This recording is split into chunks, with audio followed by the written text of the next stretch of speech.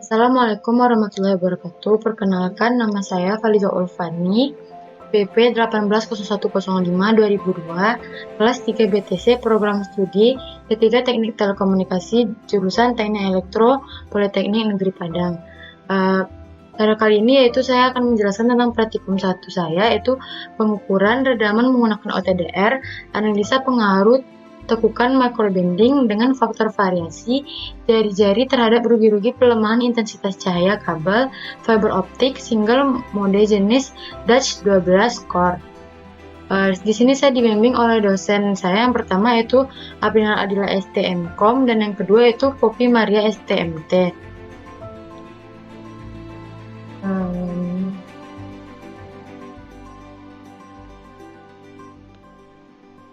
Ini adalah gambar dari blok diagram pengukuran yang akan saya analisa nanti.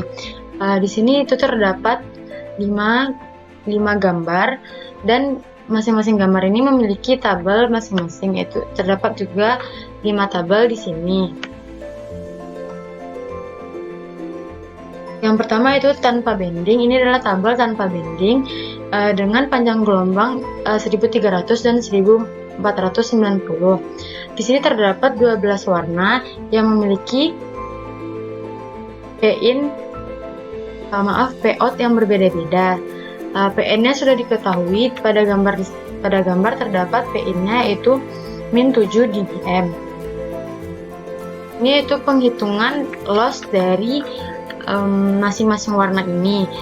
Pada panjang gelombang 1300, POut-nya itu min 35,31 dBm dikurang dengan PIN-nya min 7 dBm sama dengan min 28,31 dB.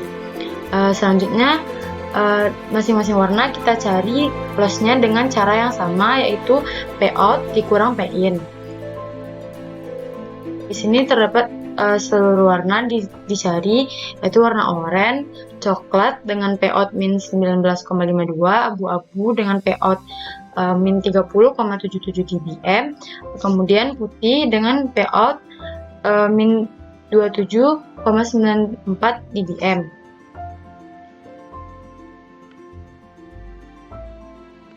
Kemudian, dari masing-masing panjang gelombang kita cari loss totalnya, itu pada tabel 1 pada panjang gelombang 1330 itu sebesar dengan jumlah loss dengan masing-masing warna dibagi 11 sama dengan ini dibagi 11 karena pada gambar tadi warna hijau tidak ada, jadi kita tidak kita cari.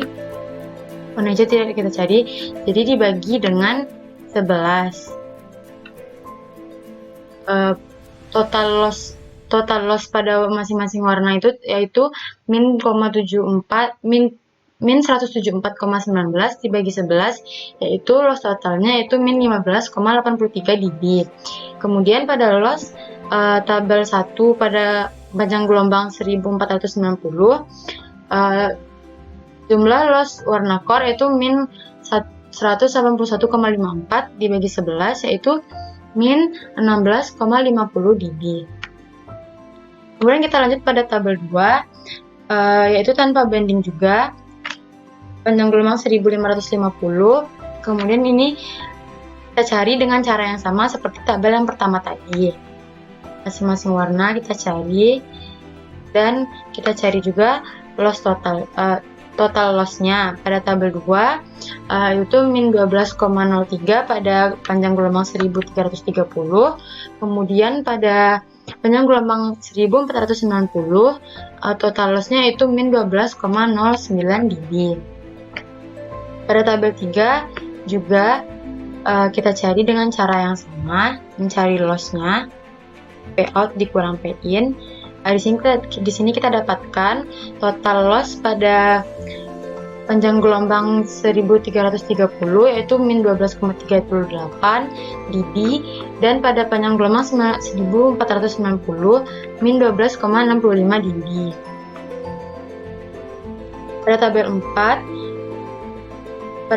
4 yaitu dengan bending 70 50 30 panjang gelombang 1550. kita cari dengan loss yang cara yang sama. Kemudian kita dapatkan total lossnya pada panjang gelombang 1330 yaitu min 11,83 dB, dan pada gelombang 1490 total lossnya yaitu min 11,91 dB. Kemudian pada tabel 5 tanpa bending 70 dengan panjang gelombang 1310 nanometer.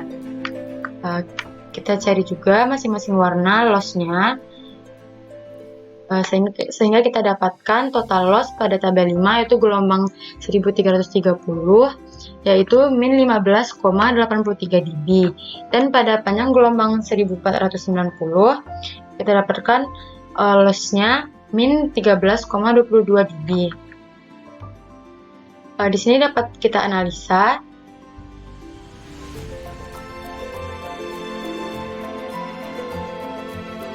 Dapat dilihat dari 5 tabel yang telah dilakukan perhitungan di atas bahwa kabel fiber optik 12 core memiliki urutan sebagai berikut, yaitu biru, orange, hijau, coklat, abu-abu, putih, merah, hitam, kuning, ungu, pink, dan aqua atau tosca. Pada tabel 1, urutan warna berdasarkan loss dari yang paling besar ke paling kecil adalah tosca lebih kecil dari merah, lebih kecil dari ungu, lebih kecil dari pink, lebih kecil dari coklat, lebih kecil dari hitam, lebih kecil dari oranye, lebih kecil dari kuning, lebih kecil dari putih, lebih kecil dari abu-abu, dan lebih kecil dari biru. Tanpa negatif itu menandakan bahwa terjadinya kerugian loss pada sistem. Berarti loss tertinggi pada tabel 1 adalah pada core berwarna biru, sedangkan loss paling rendah pada tabel 1 adalah core berwarna tosca. Lalu rata-rata loss yang didapatkan dari tabel dengan panjang gelombang 1310 adalah sebesar min 15,83 dB, sedangkan pada panjang gelombang 1490 adalah sebesar min 16,50 dB. Selanjutnya pada tabel 2 juga kita dapatkan pink lebih besar dari merah, lebih besar dari ungu, lebih besar dari coklat, lebih besar dari orange, lebih besar dari hitam, lebih besar dari kuning, putih, abu-abu, tosca, dan biru. Dan tanpa negatif itu juga menandakan terjadi kerugian pada sistem. Berarti loss tertinggi pada warna biru dan yang loss paling rendah pada pink. Dan rata-ratanya seperti pada yang kita jelaskan tadi. Di sini juga pada tabel 3 merah yang menjadi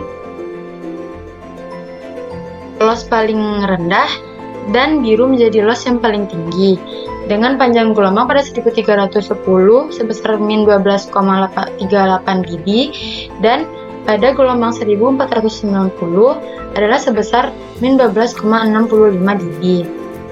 Selanjutnya pada tabel 4 juga kita dapatkan loss tertinggi pada berwarna biru dan loss terendah pada warna merah dengan panjang gelombang 1310 sebesar min 11,83 dB dan 1490 dengan sebesar min 11,91 dB. Dan yang terakhir pada tabel 5 juga kita dapatkan tabel loss tertingginya yaitu pada warna biru dan loss terendahnya pada warna pink. Ini kebalikan dari tabel yang warna 3 tadi, yang nomor 3 tadi. Jadi kesimpulan yang dapat kita ambil yaitu loss dapat terjadi karena penyerapan, penghamburan, dan karena instalasi. Kemudian yang kedua, dari tabel bending di atas, warna core yang memiliki loss paling tinggi adalah core berwarna biru. Loss yang bernilai negatif karena merupakan kerugian atau rugi-rugi. Kemudian yang keempat itu bending dapat terjadi akibat hal-hal yang tidak disengaja sehingga mengakibatkan propagasi cahaya dalam saraf optik berbelok dari atas transmisi semula keluar dari inti ke arah cladding. Selanjutnya itu kita menampilkan gambar dari masing-masing warna pada fiber result desktop aplikasi, yaitu ini adalah tampilan dari masing-masing dari masing-masing warna pada tabel yang di atas tadi. Ini yaitu tampilan dari masing-masingnya.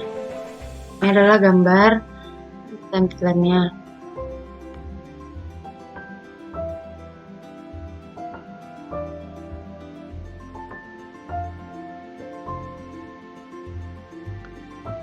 Kemudian pada minggu berikutnya kita melanjutkan praktikum. Lanjutan dari praktikum ini yaitu analisa pengaruh tekukan makro bending dengan faktor variasi jari-jari terhadap rugi-rugi pelemahan intensitas cahaya kabel fiber optik single mode jenis Dutch 12 core.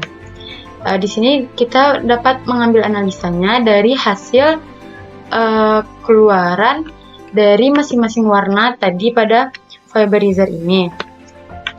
Analisa yang dapat kita ambil itu pada praktek kali ini mengenai analisa pengaruh tekukan makrobending dengan faktor variasi jari-jari terhadap rugi-rugi pelemahan intensitas cahaya kabel fiber optik single mode jenis Dutch 12 core. Pada perhitungan didapat pada nilai loss pada jari-jari 1310 lebih kecil dari loss yang ada pada jari-jari 1490. Seperti yang kita lihat pada tabel 1-5, baik yang memakai bending maupun tidak, ini membuktikan bahwa semakin besar jari-jari, semakin besar juga loss yang diterimanya. Panjang gelombang sumber menentukan pemanduan gelombang cahaya pada fiber. Berdasarkan hasil perhitungan, menunjukkan bahwa panjang gelombang 1310 nanometer nilainya selisih daya keluaran lebih besar dibandingkan panjang gelombang 1550 nanometer. Hal ini berarti pada panjang gelombang 1310 nanometer, nilai rugi daya atau loss yang terdeteksi lebih besar daripada panjang gelombang 1550 nanometer. Hal ini terbukti untuk tanpa bending dan yang pakai bending. Jadi, panjang gelombang yang semakin besar mampu mengurangi loss pada fiber optik. Makrobending adalah lekukan kabel optik dengan radius lekukan yang mempengaruhi banyak kelemahan sinyal yang berpropagasi dalam inti.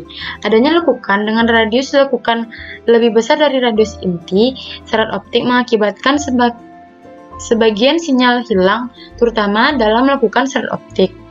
Jari-jari lekukan ketika mulai terjadi perubahan signifikan pada besar rugi-rugi makrobending disebut dengan critical radius. Apabila serat optik melengkung, maka bagian dalam serat optik termampatkan dan bagian luar menjadi tertarik lebih panjang, sehingga kepadatan material berubah. Hal tersebut mengakibatkan perubahan indeks bias dan akan mengakibatkan perubahan lintasan penjalaran suatu sinyal. Kemudian, sudut pemantulan total akan berubah ketika serat optik dilakukan dan akan terjadi rugi-rugi di mana sudut datang sinar lebih kecil daripada sudut kritis sehingga sinar tidak dipantulkan sempurna tapi dibiaskan. Berdasarkan teori di atas, makrobending membuat loss semakin besar. Namun, berdasarkan perhitungan yang saya dapatkan, hal ini berbanding terbalik, di mana hasil perhitungan loss pada yang tanpa makrobending lebih besar daripada makrobending dengan panjang gelombang yang sama. Seperti pada tabel 2 atau tanpa makrobending dan tabel 4 dengan makrobending, yang sama-sama menggunakan panjang gelombang 1550 nanometer, dan loss pada tabel 2 lebih besar dibandingkan loss pada tabel 5, baik yang 1300 nanometer maupun 1490 nanometer. Nilai loss yang saya dapatkan pada perhitungan berbeda dengan yang ada pada grafik hasil fiberizer yang tampil. Pada grafik yang saya lampirkan di bawah, yang tadi terlihat bahwa grafik yang mengalami makrobending menghasilkan loss yang sangat besar daripada grafik yang tanpa makrobending.